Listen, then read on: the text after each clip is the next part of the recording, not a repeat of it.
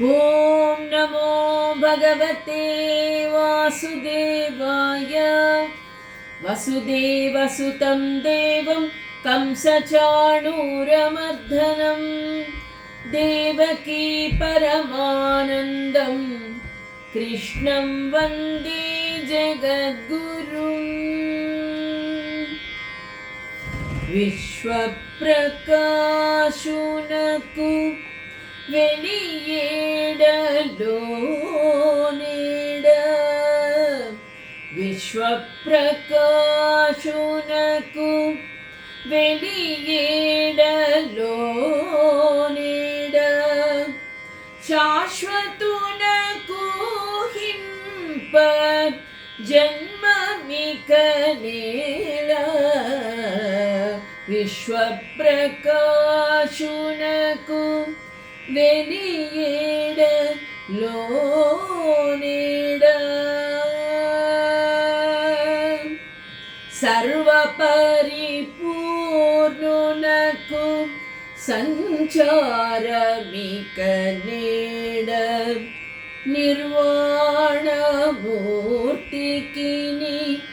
నిలయమిక నీడ సర్వపరిపూర్ణునకు సంచారమిక నీడ నిర్వాణమూర్తికి నిలయమిక నీడ ఉర్వీధరునకు కాలోదనొక చోటేడ పార్వతీ స్తోచునకు భావమిక నీడ విశ్వప్రకాశునకు వెలియేడలో నీడ శాశ్వతునకు హింప జన్మమిక నీడ విశ్వప్రకాశునకు వెలియేడలో నీడ.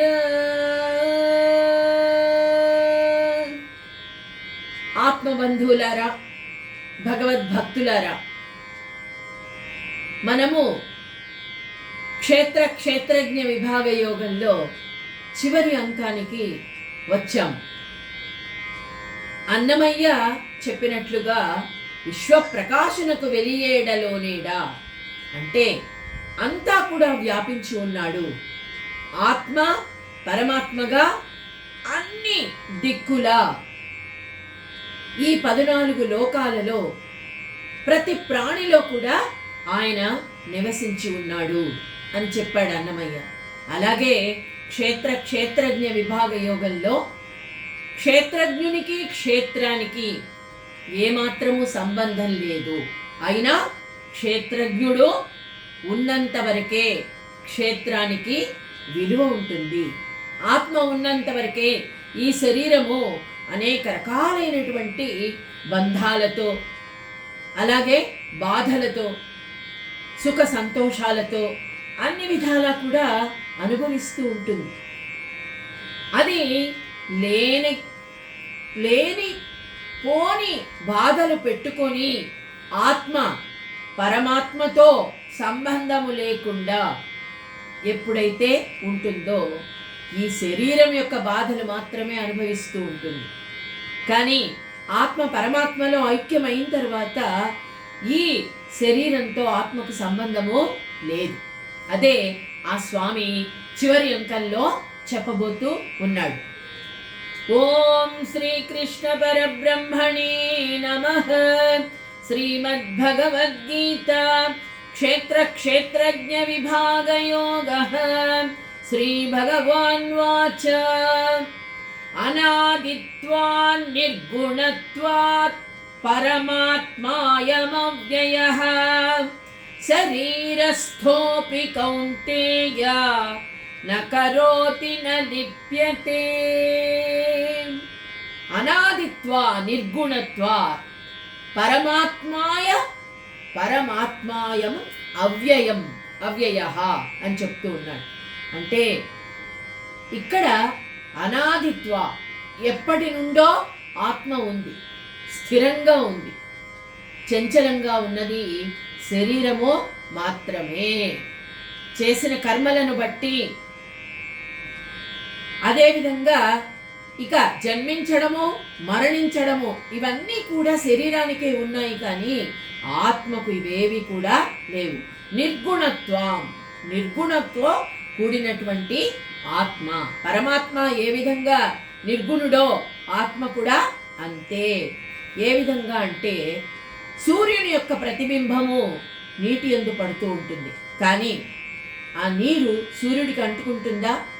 ఎప్పటికీ అంటుకోదు. సూర్యుని ప్రతిబింబము నీళ్లలో కనిపిస్తుంది మనకు, కానీ సూర్యుడికి నీటికి ఏ విధమైనటువంటి దగ్గర సంబంధము ఉండనే ఉండదు. అదేవిధంగా సూర్యుడు ఎప్పుడూ ఉన్నాడు, నీటికి పూర్వము ఉన్నాడు, ఇప్పుడు కూడా ఉన్నాడు. ఏ విధంగా లిప్తుడు కాకుండా ఉన్నాడు. అదేవిధంగా ఈ మధ్యకాలంలో మాత్రమే అతడు ప్రతిబింబంగా నీళ్లలో కనిపిస్తూ ఉన్నాడు. అంటే నీళ్లు ఉన్నా సరే, నీళ్లు లేకపోయినా సరే, ఈ పంచభూతాలతో సంబంధం లేకుండా సూర్యచంద్రులు ప్రత్యక్ష సాక్ష్యాలుగా ఉన్నారు. అదేవిధంగా ఇక్కడ ఇంకొకటి, ఆత్మ శరీరమునందు ఉంటుంది అని చెప్పడం సమంజసం కాదు. అనాదిత్వాన్ నిర్గుణత్వాత్ పరమాత్మాయమవ్యయః. అవ్యయము, అలాగే ఆది నుండి అనాది వరకు ఎప్పుడు కూడా ఆత్మ స్థిరంగానే ఉంటుంది. అయితే తన స్థానంలోనే ఉంటుంది. ఎట్లా అంటే అద్దమునందు ప్రతిబింబం పడినప్పుడు అద్దంలో ముఖం ఉంది అని లోకులు ఏ విధంగా చెప్పుకుంటారో, ఆత్మ శరీరమునందు ఉన్నది అనుమాట కూడా అంతే. అంతే కదా. ఈ శరీరంలో ఉంటేనే ఆత్మ ఆ శరీరము ఏ విధంగా ప్రవర్తిస్తుందో ఆ విధంగా ప్రవర్తిస్తుంది, పూర్వజన్మలో చేసుకున్న కర్మను బట్టి. అంతే.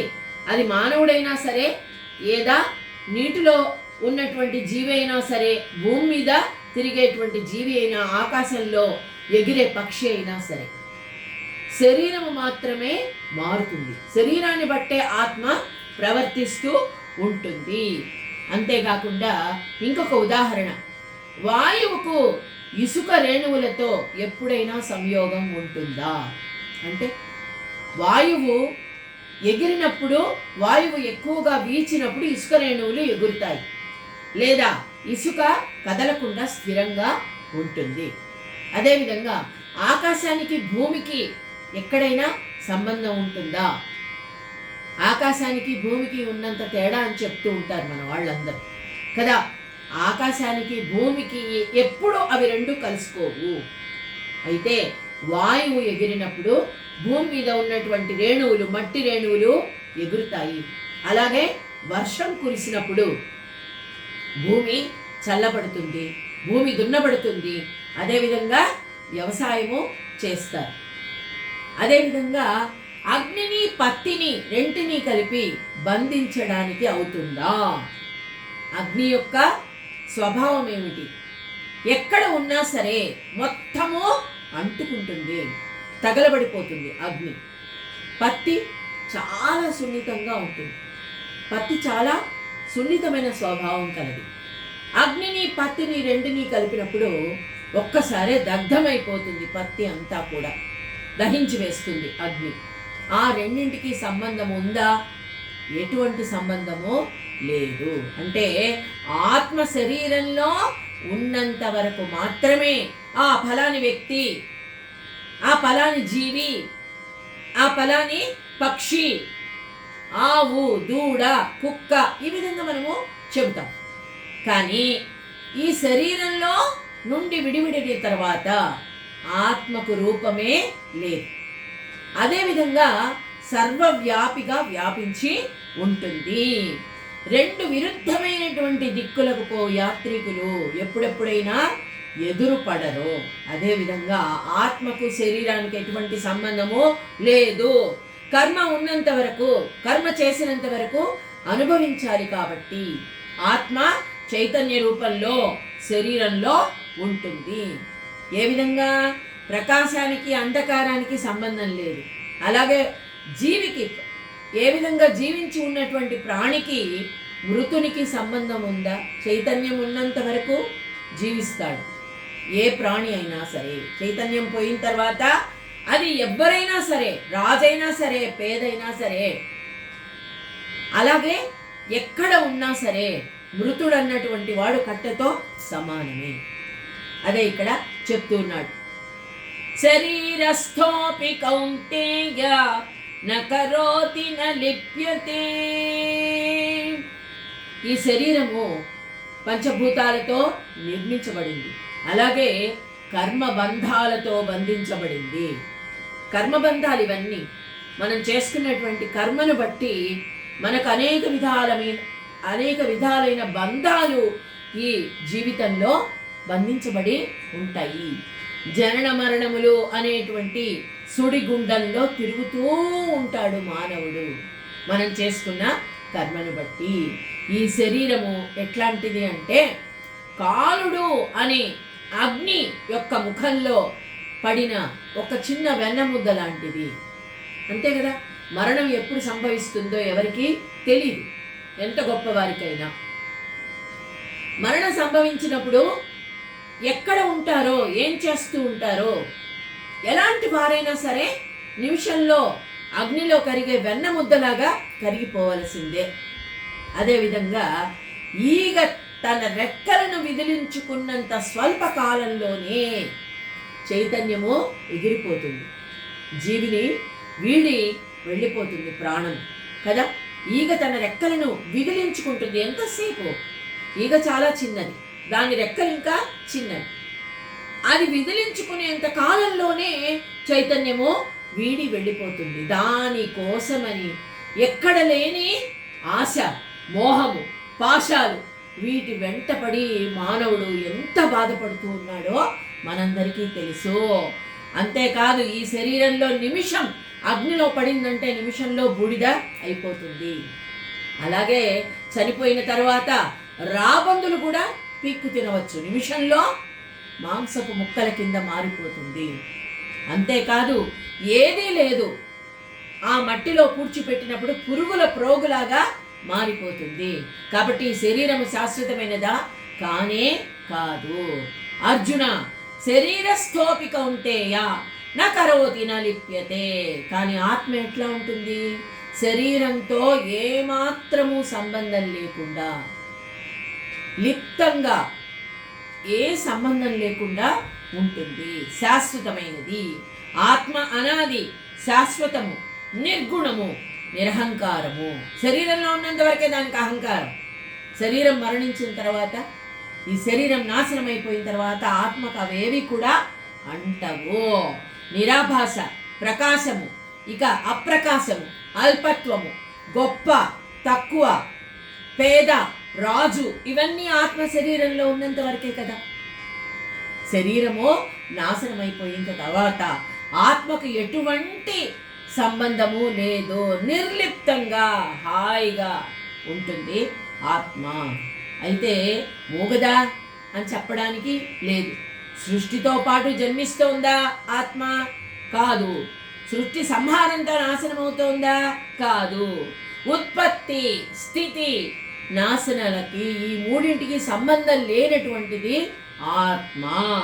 అయితే దీన్ని కొలవడానికి కూడా ఎవరికి వీలు కాదు. అందుకే శరీరస్థోపి కౌంతేయ న కరోతి న లిప్యతే. ఏ విధంగా రాత్రింబవళ్ళు వస్తూ ఉంటాయి, పగలు వెళ్ళిపోతూ ఉంటుంది, మళ్ళీ రాత్రి వస్తూ ఉంటుంది, దినాలు గడిచిపోతూనే ఉంటాయి. మానవుడు ఏమనుకుంటాడు? ఇంకా ఆశాజీవిగానే బ్రతుకుతాడు. కానీ గడిచే కొద్దీ, రోజులు గడిచే కొద్దీ తగ్గిపోతూ ఉంటుంది, మన జీవిత కాలం తగ్గిపోతూ ఉంటుంది. అది అర్థం చేసుకుంటే మనం ఈ జీవితంలో ఏం సాధించాము? ఆ పరమాత్మను తెలుసుకున్నామా? ఏదైనా మంచి పని చేశామా? ఈ జీవితాన్ని సార్థకం చేసుకున్నామా అని ఆలోచిస్తే అప్పుడు జీవితము చాలా పరమార్థంగా మారుతుంది. ఈ శరీరము పరమార్థంగా మారుతుంది. లేదంటే చిన్న జీవి నుండి పెద్ద జీవి వరకు, సింహం వరకు అన్నీ పుడుతున్నాయి, పెరుగుతున్నాయి, ఆహారాన్ని తీసుకుంటున్నాయి, మళ్ళీ చనిపోతున్నాయి. వాటికి మనకి తేడా ఏమిటి కదా? అదే భగవద్గీత. ఆత్మ విచక్షణ, నిన్ను నీవు తెలుసుకో, ఆత్మ విమర్శ చేసుకో అని ఆ కృష్ణ పరమాత్మ చెప్తూ ఉన్నాడు. దాని స్వరూపంలో ఆత్మ ఎప్పుడు కూడా పూర్ణంగా ఉంటుంది. ఆత్మ ఎప్పుడు కూడా పూర్ణంగానే ఉంటుంది. యథా సర్వగతం సాక్ష్యాత్ ఆకాశం నోపలిప్యతే సర్వత్రావస్థితో దేహే తదాత్మానోపలిప్యతే. యథా సర్వగతం సాక్ష్యాత్మ్యాకాశం నోపలిప్యతే అంటే యథా సర్వగతం, ఏ ప్రదేశం తీసుకోండి అక్కడ ఆకాశము, భూమి ఉంటుంది, ఆకాశం కూడా ఉంటుంది. కానీ ఆకాశం లేని ప్రదేశం ఏదీ లేదు కదా. దానికి ఏమైనా మాలిన్యం అంటుతోందా? మాలిన్యం ఎప్పుడు కూడా అంటదు. అది శుద్ధమైన ప్రదేశము కావచ్చు, లేదా అక్కడ చాలా అనుకోని నిరుపయోగమైనటువంటి పదార్థాలు ఉండవచ్చు. కానీ భూమి మీద ఎట్లాంటి ప్రదేశమైనా ఆకాశానికి మాలిన్యము మాత్రము అంటదు. దానిని మలినపరచలేరు ఎవరు కూడా. అదేవిధంగా ఇక్కడ దూషితంగా దాన్ని ఎప్పుడు కూడా చేయలేదు. అదేవిధంగా ఆత్మ అన్ని ప్రదేశాలలో, అన్ని శరీరాలలో ఉంటుంది కదా. అనేకమైనటువంటి మృగాల్లో ఉంటుంది, మానవులలో ఉంటుంది, దుష్టులలో ఉంటుంది, దురహంకారులలో ఆత్మ ఉంటుంది. కానీ దానికి ఎటువంటి మాలిన్యమో అంటదో. అదే చెప్తూ ఉన్నాడు. అది ఎన్నడూ ఏ ప్రదేశము శరీరం యొక్క సాంగత్య దోషణము వలన మలినము కానేరదు. ఆత్మ ఉన్నటువంటి శరీరము దుర్మార్గుడిది అవ్వచ్చు, వాడొక రాక్షసుడు అవ్వచ్చు, వాడన్నీ కూడా చాలా దుర్మార్గాలే చేయొచ్చు. కానీ ఆత్మకు మాత్రము ఎటువంటి మలినము అంటదు. పుటం పెట్టిన బంగారం లాగా ఉంటుంది అంటారు కదా పెద్దవాళ్ళు. ఎప్పుడు ఆ విధంగానే ఉంటుంది ఆత్మ. అంతే. ఎందుకు నీకు నీ విషయం చెప్తున్నాను అంటే, అర్జున, క్షేత్రజ్ఞుడు వాస్తవానికి క్షేత్రహీనుడని బోధపడునట్టులా చేయుటయే.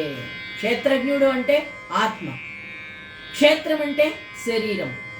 ఎప్పుడు క్షేత్రహీనుడే అంటే ఈ శరీరం ఉంటేనే ఆత్మ ఉండదు.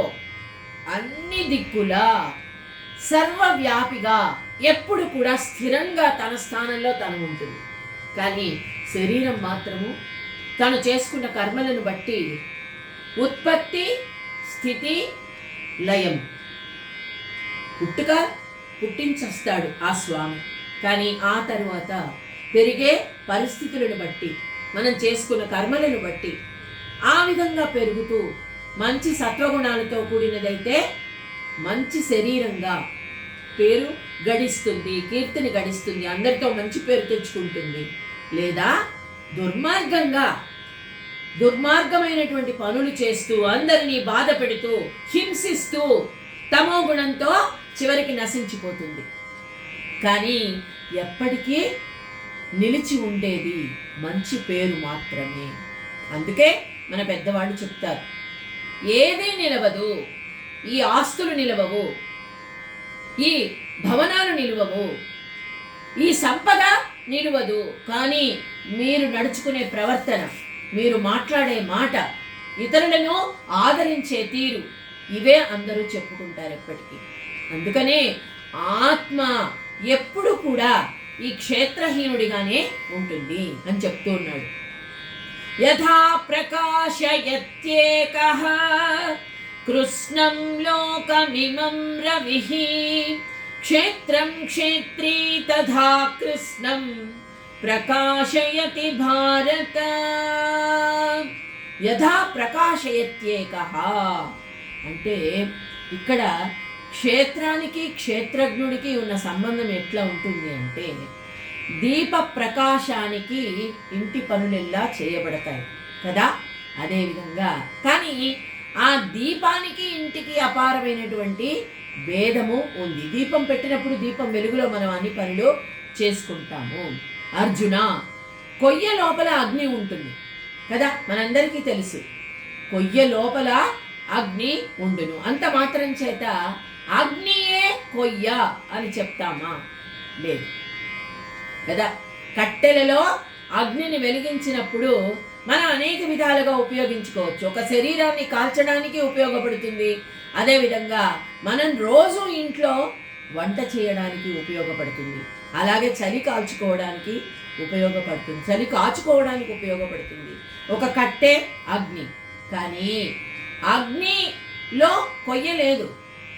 కొయ్యకు అగ్ని అంటించినప్పుడు అంటే ఈ కొయ్య అనేది మన శరీరం, అగ్ని అనేది ఆత్మ. ఆ విధంగా అర్థం చేసుకోవాలి. ఉష్ణత్వం ఉంటేనే కదా, చైతన్యం ఉంటేనే కదా ఆ కొయ్య వెలుగుతుంది, లేదా నిష్ప్రయోజనం కొయ్యలాగే ఉంటుంది. చైతన్యం లేనప్పుడు శరీరము తీసి అవతల పారవేస్తారు, ఎవరు ఉంచుకోరు కదా. కాబట్టి ఇక్కడ ఆకాశానికి మేఘాలకు సంబంధం ఏ విధంగా ఉంది? ఆకాశం ఉంది, ఆకాశంలో మేఘాలు వర్షిస్తాయి కదా. మేఘాలు వర్షించాలంటే ఆకాశం కూడా అవసరమే. ఏం లేదు ఆకాశంలో అనుకుంటున్నాం, కానీ ఆకాశంలోనే మేఘాలు ఉండాలి, మేఘాలు వర్షించాలి. అదేవిధంగా సూర్యునికి మృగజలానికి వేదము చక్కగా బోధపరుచుకొనినచో క్షేత్రజ్ఞునందు క్షేత్రమునందు గల భేదము కూడా ఆకాశమునందుండెడి సూర్యుడు భిన్న భిన్నములకు భవనములనన్నింటినీ ప్రకాశింపచేస్తాడు కదా. అదేవిధంగా అంటే సూర్యుడు ఒక గుడిసె మీద ఏ విధంగా ప్రకాశిస్తాడో భవనం మీద కూడా అదే విధంగా ప్రకాశిస్తాడు. అరణ్యంలో అదే విధంగా ప్రకాశిస్తాడు, వనాల్లో అదే విధంగా ప్రకాశిస్తాడు. ఇక్కడ క్షేత్రజ్ఞుడు ఉంటేనే క్షేత్రము అనేది అన్ని విధాల చక్కగా ఉంటుంది. ఆ క్షేత్రజ్ఞుడు అన్నవాడు, ఆత్మ అనేవాడు అన్ని శరీరాల్లో ఉంటుంది, అన్ని శరీరంలో ఉంటుంది కదా. చిన్న చీమ నుండి ఏనుగు వరకు బ్రహ్మాండమంతా వ్యాపించి ఉన్నది ఆత్మ. ఆత్మ ఉంటేనే ఆ శరీరము అన్ని పనులను చేసుకోగలుగుతుంది, ఏదైనా చెయ్యగలుగుతుంది. కాబట్టి క్షేత్రం క్షేత్రీ తథా కృష్ణం ప్రకాశయతి భారత. క్షేత్రజ్ఞుడు ఉన్నంత వరకు మాత్రమే క్షేత్రము భాసిస్తూ ఉంటుంది అర్జున అని చెప్తున్నాడు. క్షేత్ర క్షేత్రజ్ఞయోర్యేవం అంతరం జ్ఞాన చక్షుషా భూత ప్రకృతి మోక్షంచ ఏ విదుర్యాంతి తే పరం. ఏది క్షేత్రము, ఏది క్షేత్రజ్ఞుడు అని వీటి మధ్య ఉన్నటువంటి అంతరం భేదమేమిటి? అది ఏ విధంగా తెలుస్తుంది అంటే జ్ఞాన చక్షుష, మామూలు యొక్క దృష్టితో సరిపోదు, అది జ్ఞాన దృష్టితో చూడాలి. అయితే ఈ భేదాన్ని తెలుసుకోవాలంటే ఆత్మజ్ఞానం అనేది తప్పకుండా కావాలి. ఏది క్షేత్రమో, ఎవరు క్షేత్రజ్ఞుడు? అయితే శబ్దార్థముల యొక్క సారాంశమును సరిగ్గా గ్రహించాలి అంటే వాస్తవంగా ఉండవలసింది ఆత్మజ్ఞానము. గొప్ప గొప్ప బుద్ధిమంతులకు వారు కూడా ఏ విధంగా తెలుసుకున్నారు? జ్ఞానులను ఆశ్రయించి పూజించి వాళ్ళకి శుశ్రూష చేసి తెలుసుకున్నారు.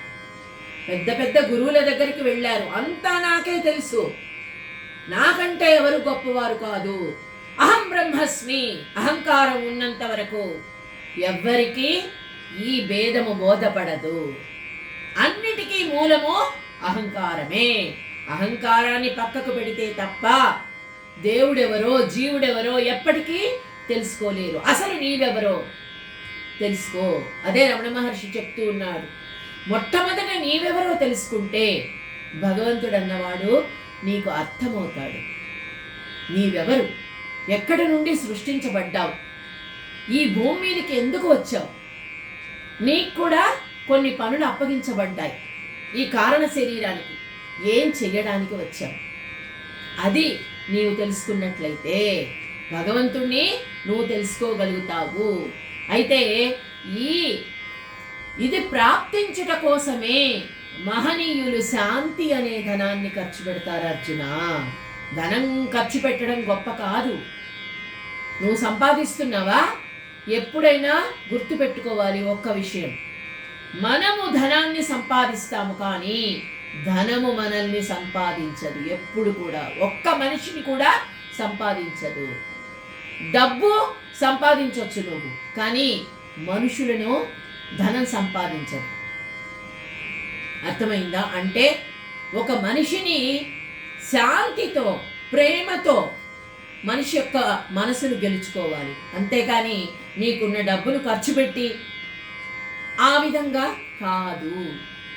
ఇక్కడ అదే చెప్తూ ఉన్నాడు, గొప్ప గొప్ప వాళ్ళంతా శాంతి అనే ధనాన్ని కూడబెట్టుకుంటారు. ఇక్కడ ఆత్మశాంతి, అదే బ్రహ్మానందం. ఈ జ్ఞానాన్ని ఆశించే కొందరు యోగాభ్యాసంలో రకరకాలుగా యోగాలు మనం ఇప్పటి వరకు చెప్పుకున్నాము. కర్మయోగము, జ్ఞానయోగము, క్షేత్రజ్ఞ విభాగ యోగము, భక్తి యోగము, ఇలా రకరకాల యోగాలతో మనకి ఏది కావాలి, మనం దేనిని సంపాదించుకోవాలి అని మనిషి ప్రయత్నిస్తూనే ఉండాలి. గొప్ప గొప్ప మహాపురుషులే ఎన్నో సంవత్సరాలు, వేల సంవత్సరాల తపస్సు చేసి కనుక్కోలేకపోయారయ్యా. ఇక మనమెంత? క్షేత్రజ్ఞయోరేవం అంతరం జ్ఞాన చక్షుషా భూత ప్రకృతి మోక్షం చ ఏ విదుర్యాంతి తే పరం. కొందరు తమ శరీరాన్ని ఒక గడ్డిపోచలాగా భావించి అన్నిటినీ వదిలేసుకొని మహాత్ములను సేవిస్తూ, నిజమైన సన్యాసము అంటే ఒక బట్టలు ధరించి కాషాయ వస్త్రాలు ధరించి వెళ్ళిపోవడం కాదు. ఇక్కడ హృదయంలో అన్నిటి మీద వ్యామోహాన్ని వదిలిపెట్టడం. భిన్న భిన్న మార్గాలలో జ్ఞానాన్ని సంపాదించడానికి చాలామంది ప్రయత్నిస్తూ ఉన్నారు. మహాభూతాది అనేక భేద భావములతో కూడి ఉండిన ఏ మాయావినియగు ప్రకృతి విస్తరించి ఉన్నదో, ప్రకృతి వాస్తవానికి పురుషునికి భిన్నమైనదని, వేరు అయినదని అనడి భావము అంతఃకరణమున ఎవరికైతే ఉంటుందో, తాటిని చూసి సర్పమని భ్రమించిన వానికి ఆ భ్రాంతి తొలగినప్పుడు అది తాడే అని తెలుసుకునేటువంటి జ్ఞానం రావాలి కదా. మనందరం భ్రమలోనే ఉన్నాం, తాడును చూసి పామని భావిస్తూ ఉన్నాం. ఈ జీవితాన్ని చూసి ఇదే నిజమైనది, ఈ సుఖాలన్నీ నిజమైనవి, ఈ పేరు ప్రఖ్యాతులు ఇవే నిజమైనవి అని భావిస్తూ తాడును చూసి పామని భావిస్తూ ఉన్నాం, భ్రాంతిలో ఉన్నాం. ఈ భ్రమ నుండి ఎప్పుడైతే బయటపడతామో నిజమైనటువంటి జ్ఞానం మనకు కలుగుతుంది. అయితే ముత్తెపు చిప్పను చూచి వెండి అని భ్రాంతి చెందిన వానికి, చూసారా, మనం ముత్తెపు చిప్ప చూసి అదే వెండి అనుకుంటూ ఉన్నాం. ఈ వెండి బంగారాలను చూసి ఇవే శాశ్వతమని భావిస్తూ ఉన్నాము. ఈ రీతిని ఏది శుద్ధ ద్వైతహీనమైనదో అట్టి పరమతత్వ స్వరూపాన్ని ఆత్మానాత్మ వ్యవస్థ నెరింగిన వారు మాత్రమే తెలుసుకుంటారు. ఏ విధంగా? ఒక హంస ఏం చేస్తుంది? పాలు నీళ్లు కలిపి ఇచ్చినప్పుడు పాలు వేరే నీళ్లు వేరే చేస్తుంది కదా. అందుకనే పరమహంసనుగా అందరినీ పొగుడుతారు. చివరి అధ్యాయంలో నిజమైనటువంటి స్థితికి, పరమహంస స్థితికి చేరుకోవాలి అంటే నిన్ను నీవు తెలుసుకో, ఆత్మ విమర్శ చేసుకో అని ఈ విధంగా క్షేత్రజ్ఞ విభాగ యోగంలో ఒక కలశమందలి జలము మరొక కలశంలో గృంభరించినట్లుగా శ్రీకృష్ణుడు ఆ అర్జునునికి క్షేత్రజ్ఞ విభాగ యోగాన్ని చెప్పడం జరిగింది. ఇంత చక్కటి, నిజంగా ఇంతకంటే ఆనందము మరేది లేదు అని జ్ఞానేశ్వర్ మహారాజ్ ఈ భగవద్గీతలో క్షేత్రజ్ఞ విభాగ యోగంలో మనందరికీ వివరించడం జరిగింది. మనం కూడా మనల్ని మనము ఆత్మవిమర్శ నిత్యము చేసుకుని తప్పులన్నీ సవరించుకుని నిజమైన ఆత్మానందాన్ని పొందుదాం. ఓమితి శ్రీమద్భగవద్గీత సూపనిషత్సు బ్రహ్మ విద్యాయాం యోగశాస్త్రే శ్రీకృష్ణార్జున సంవాదే క్షేత్రజ్ఞ విభాగ యోగో నామ త్రయోదశోऽధ్యాయః. సర్వం శ్రీకృష్ణార్పణమస్తు.